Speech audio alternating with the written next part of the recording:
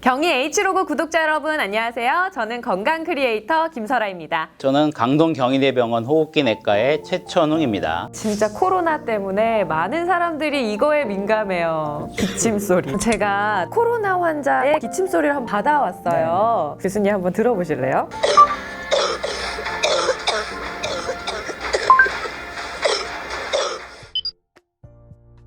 기침 소리만 갖고 코로나를 감별할 수 있으면 참 좋을 텐데. 검사 안 해도 되고 되게 좋죠. 근데 알 수는 없습니다.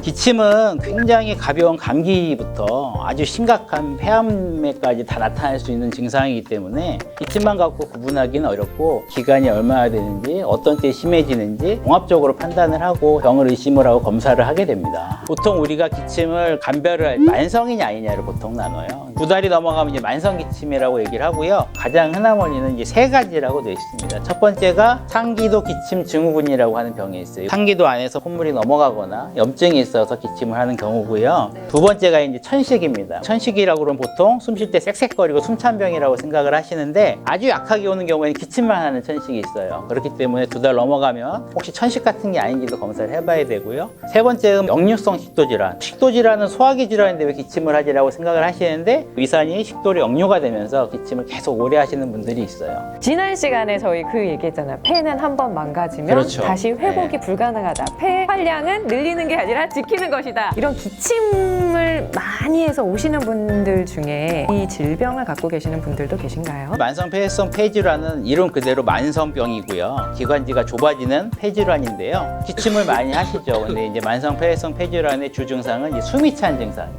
가장 대표적인 게 담배를 오래 피시는 분들이 기관지에 만성염증이 생겨서 기관지가 좁아지게 되면 근데 초기 증상은 주로 기침, 가래로 시작을 해서 이제 숨찬 증상까지 오시고요. 대학병원을 사실 안 찾는 이유 중에 약간 귀찮은 거, 왠지 오래 기다릴 것 같고 그 정도 병은 아닌 것 같아서 생각을 많이 하잖아요. 판단 기준이 좀 있으면 좋을 것 같아요. 자가문진표가 있습니다. 하나씩 보시면요. 첫 번째, 기침을 자주 한다. 두 번째가 가래를 자주 뱉는다. 감염이 생기면 누렇고 냄새나는 가래가 나오고 자주 나오면 의심을 해보셔야 되고요. 세 번째가 숨이 가쁘다. 숨 차는 겁니다. 옛날에는 계단을 한 4층까지 올라가도 안 쉬고 올라갔는데 요즘에는 한 3층만 올라가면 한번 쉬고 가야 된다든지 이렇게 하면 확실하게 폐활량이 줄어든 거거든요. 그런 경우에 의심을 좀 해보셔야 되고요. 자, 네 번째. 40세 이상이다. 이게 왜 나이를 하냐면 만성병이고 담배를 많이 피워야 생기는 병이기 때문에 젊은 사람이 숨차다가 오면 이제 천식 쪽을 의심을 하게 되고요. 6년 이상이 오시면 만성 폐해성 폐질환을 의심을 하게 됩니다.